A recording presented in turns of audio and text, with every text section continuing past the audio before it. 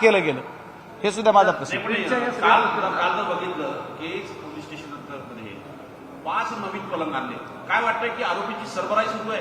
नाही, आता 5 नवीन पलंग आले हे मला माहित नाही. काय मीडियाला पण प्रिंट मीडियाला बघितलंय, पण ते मला वाटतं ते आरोपी आता खेच पोलीस स्टेशनला नाही आहेत असं कळतंय मला की ते बीड पोलीस स्टेशनला नेलेत. आणि बीड पोलीस स्टेशनला काय होते पहिले ती गेवराईला नेलेत अशी माहिती आहे. आता कितपत खरी खोटी काय मी काय त्यांना फोन करत नाही, मी माहिती घ्यायचा प्रयत्न करत नाही. कारण पोलीस यंत्रणा एक लोकप्रतिनिधी, जिल्ह्याचा प्रमुख लोकप्रतिनिधी आहे. मी जर कोणाला फोन केला तर आम्ही काहीतरी प्रेशर देतो किंवा काहीतरी करतो असं होऊ नये आमच्यावर अलिगेशन, म्हणून मी कुणाला फोन करत नाही. जर कुणाचा फोन आला तर तेवढी जी असेल ती माहिती किंवा मला जी माहिती आली ती मी एसपी साहेबांना सांगायचा प्रयत्न करतोय. या प्रकरणात लहान आकाला मोठ्या आकाला वाचवण्यासाठी लहान आकाचा एन्काउंटर होऊ शकतो असं विजय वडेट्टीवारांनी म्हटलेलं आहे. त्यांची माहिती जी असेल ती त्यांना माहिती असेल. मला तसं त्याच्या बाबतीत मी काय बोलावं असं आदरणीय वडेट्टीवार साहेब बोलले त्याच्यावर मी काय बोलणार नाही. पण खरा अक्का काय बक्का काय जे असेल ती हाच आहे. वरचं खालचं नंतर ह्यांचीच सगळं हे आहे. त्याच्यामुळं जे सगळ्या गोष्टी आहेत ते कुणाला वाचवायचंय, कुणी ह्याच्यात वाचवलं. मुख्यमंत्री महोदयांनी सांगितलं मी कुणाला वाचवणार नाही. परत पुन्हा काल 24 तारखेच्या GRच्या संघाने काल GR निघलाय SIT स्थापनेचं. बघितलं का आपण सगळ्यांनी? 11 नाही 7 लोकांची SIT आहे. म्हटलेलं आहे फासावर लटकवणं ही आमची जबाबदारी आहे. कोणी पडलंय? धनंजय मुंडेंनी म्हटलंय. आणि मी पकडल्यावर ना हे विरोध करणाऱ्यांनाच विचारा असं म्हणताय. विरोध काय कशाला विरोध करणाऱ्याला विचारा? मी पालकमंत्री का नसावं? आम्ही पालकमंत्री, तुमच्या पालकमंत्री काळामध्ये किती गुन्हे झाले, किती खंडण्या झाल्या, किती काय झालं ही सगळ्या जनतेला माहीत असल्यामुळे लोक एखाद्या वेळेस नको म्हणत असतील. आम्ही कोण पालकमंत्री करावा हा सरकारचा विषय, तिन्ही पक्षाचा विषय. आम्हाला काय ताई काय भाऊ काय आम्हाला काय फरक नाही. आमचं तर म्हणणं आहे जिल्ह्याच्या बाहेरचं. मी तर म्हणतो अजितदादांनीच घ्यावा असं 10 वेळेस म्हणलोय मी पालकमंत्रीपद. आणि काय त्यांना काय फरक पडायला आहे? त्यांना जर वाटत असेल तर त्यांचेच नेते पालकमंत्री आहेत, काय फरक पडणार त्यांना?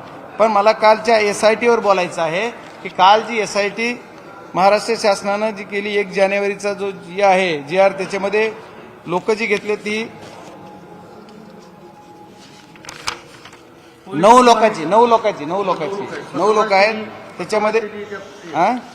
बसवराज तेलींच्या नेतृत्वाखाली हो, तेली 1 ते 10वी असतील आणि हे सगळे 9 लोक घेतलेत. हे सगळे लोक ज्यांच्या आशीर्वादानं मलिदेच्या पदावर बसलेले आहेत त्यांनाच त्याच्यात घेतलं. याचं रहस्य काय? जर SIT नेमायची तर जिल्ह्याच्या बाहेरचे घ्या ना. मागच्या काळामध्ये ज्यांना बघा LCBला कुणाची पोस्टिंग होते? LCBला पोस्टिंग कोण करताय? एवढं बक्षीस देऊन बसविलेले चांगल्या पदावरले माणसं तेच घेतलेत.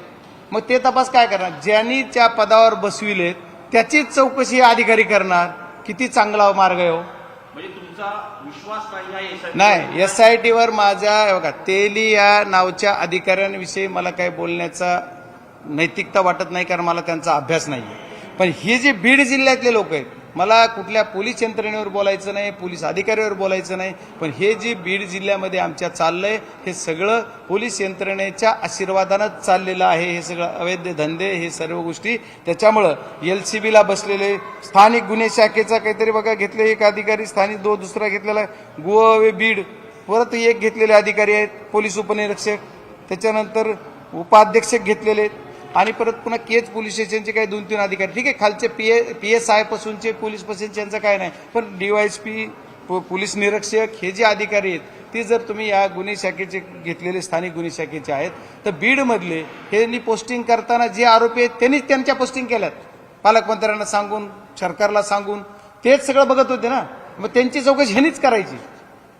हे काय SIT अशी का नेमली मुख्यमंत्री महोदयांनी? तर त्यांचं म्हणणं की असं मला कळालेली माहिती की तेली नावाचे जे अधिकारी आहेत त्यांना स्वातंत्र्य दिलं होतं. पण तेली साहेबाला सुद्धा आपल्या सर्वांच्या माध्यमातून मला विनंती करायची, साहेब तुम्हाला बीड जिल्ह्यातलेच अधिकारी SITला पाहिजेत का? मग बीड जिल्ह्याचा विकास कराल. बीड जिल्ह्याचे SP जे आता जॉईन झालेत ते सुद्धा मला वाटतं असं म्हणतात की मला यंत्रणा म्हणजे पोलीसचे काही अधिकारी बदलून द्या तर मला व्यवस्थित काम करता येईल. आता तुम्ही तर ह्याच्यात हेच घेतलेत. मग SIT ह्याच्यासाठीच आदरणीय धनंजय मुंडे साहेबांची CM साहेबांची भेट होती आणि भेट झाली की दुसऱ्या मिनिटात दुसऱ्या दिवशी तो आरोपी शरण जातो आणि SIT दुसऱ्या दिवशी येते.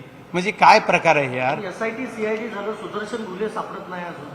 नाही आता हा जो तपास आहे आजच्या क्षणापर्यंत, आता मी फ्लॅटमध्ये होतो त्यातल्या 2-4 तासातला मला नाही सांगता यायचं, पण मला सकाळपर्यंत रात्रीपर्यंत जी माहिती आहे ती हा तपास SIT काल नेमली, पण त्याच्या अगोदर सगळा CIDकडेच आहे. आता ही दोन्ही संस्था तपास करणार आहेत का काय करणार ह्याच्यावर क्लिअरिफिकेशन कुठे मीडियानं तर दिलं नाही. मीडियाला कोणी पोलीस यंत्रणेने दिलंय का माझ्या बघण्यात नाही, माझ्या ऐकण्यात नाही असेल तर तुम्ही सांगू शकता. मग ही SIT जी नेमली तर या SITचं काय काम आहे आणि तुमच्या CIDचं काय काम आहे? तर CID तपास करते. CIDला आणखी 3 गुन्हेगार सापडले नाहीत. मेन आरोपी जी आहे 302 मध्ये काय नवीन जो कलम आलेला आहे मर्डरचं जी किंवा खुनाचं जे नवीन कलम आहे त्या कलमामध्ये हे 7 आरोपी 7 मधले 4 पकडलेले आहेत आणि हा जो आरोपी आहे ते 3 सापडले नाहीत. आणि याच्यात जो मास्टर माइंड आहे ज्याच्या खंडणीतून हा खून झालेला आहे त्याच्यामध्ये याला या गुन्ह्यामध्ये खुनाच्या आरोपामध्ये ऍड झाला पाहिजे हा आरोपी, ही आमची मागणी आहे. त्याच्याशिवाय आम्ही शांत बसणार नाही. कारण मी मागच्या काही दिवसापूर्वी सांगितलं की जर आरोपीला अटक झाली नाही तर 2 तारखेला माझा निर्णय मी डिक्लेअर करणार सगळ्यांशी चर्चा करून की मी पुढचं पाऊल काय उचलणार. पण आज एक आरोपी अटक झालेला असल्यामुळं आणि पुढच्या 2-3 दिवसाची आणखी काल गावकऱ्यांनी जलसमाधीचा जो विषय गावामध्ये जाऊन पाहण्यासाठी केला त्या जलसमाधीमध्ये सुद्धा काल पोलीस यंत्रणेच्या SP साहेबांनी बीडच्या सांगितलेलं की मी तुम्हाला एक 8 दिवस मला द्या, तर ते गावाच्या सर्वांच्या वतीनं आणखी त्यांना जवळपास 8 दिवसाचा अवधी दिलेला आहे. या 8 दिवसात मी म्हणतो 8 दिवस लागतात कशाला, तुम्ही 4 दिवसात हे आरोपी पकडले पाहिजेत. नाही जर पकडले तर मी स्वतः सुद्धा वेगळ्या पद्धतीनं उपोषणाचा मार्ग अवलंबणार आहे. या सर्व गोष्टी करत असताना माझी एकच मागणी आहे आज पण सर्व सरकारला, आदरणीय देवेंद्र फडणवीस साहेबाला, साहेब तुम्ही SIT नेमली पण SITमध्ये बीडचेच पोलीस घेतले, त्याच्यावर बीडच्या जनतेला समाधान नाहीये आणि बीडची जनता त्याच्यावर भरोसा ठेवणार नाहीये. आणि CIDकडे जो तपास चाललाय तर CIDचा तपास पारदर्शक करण्यासाठी CIDच्या सर्व टीमनं एकदा त्यांनी काय केलंय ते तरी सांगितलं पाहिजे. आम्ही अटक केले तेवढे करतोय आणि तुम्ही आता नवीनच सांगितलं की 5 कॉट विकत घेतलेत. जर आरोपीला कॉट दिले जात असतील, बाहेरून जेवण दिलं असेल, देत असाल तर मग तुमचं काय पारदर्शकपणा बघायचं आहे. मग तुम्ही देताय का नाही मला माहित नाही, पण माध्यमांनीच मला विचारलंय आता कॉट दिले, जेवण दिले तर मग काय करायचं. बजरंगजी, एक सगळ्यात महत्वाचा मुद्दा हा आहे की अजून किती पारदर्शक पाहिजे. जेव्हा आरोपीला अटक होणार असते तेव्हा सगळे त्याचे कार्यकर्ते पुण्यात दाखल होतात. CIDला माहिती नसतं पण लोकांना माहिती होतं. अजून किती पारदर्शकपणा पाहिजे तुम्हाला? नाही आता याच्यापेक्षा काय, आता आम्हाला राहिलेल्या लोकांना आम्ही जी बोलतो त्यांना गोळ्या घालायचंच राहिले. अरे तुम्ही जर असं करत असाल तर आमचं तरी काय, आमचं जे जगणं सुद्धा मुश्किल होऊन जाईल.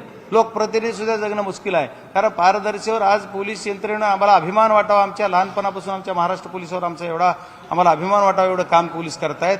दिल्लीपर्यंत देशाला अभिमान वाटावा असं काम करतायत. आणि काय झालं तर ही एकच सापडत नाही. का सापडत नाही, मग याच्यात काय दोष आहे? याच्यात सगळे जे कॉल डिटेल्स बघा म्हणून सांगितले, कुणाला फोन आले, ठीक आहे कुणालाही जाऊ दे, ज्याला जेवढ्याला फोन केले ते का गेला तुला फोन आणि कशासाठी आला एवढंच बघा वर्षभराचं. और ही जी अधिकारी त्या अधिकाऱ्याने एकांतात घ्या. CID जी आम्ही मालिकेत CID बघतो ती जर खरी CID आपली असेल तर CIDनं ती एकाला घ्या ना एका रूममध्ये, विचारा अधिकाऱ्याला तू कसं काम केलं इथं, ते नक्की सांगेल खरं. आणि आता CIDमध्ये तेच अधिकारी घेत आहे, मग काय करायचं. अहो एवढंच नाही तर परवा एक विषय तुम्हाला सांगायचा आणखी बघा, माझ्याकडे फाईल आहे, आता मी महाराष्ट्राच्या यांना देतोय पत्र.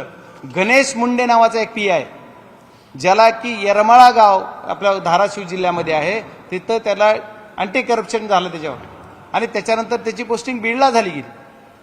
बीडहून त्याची पोस्टिंग मागच्या महिन्यामध्येच काय किंवा मागं काहीतरी जुलैमध्ये वगैरे याला झाली गेली नळदुर्गला.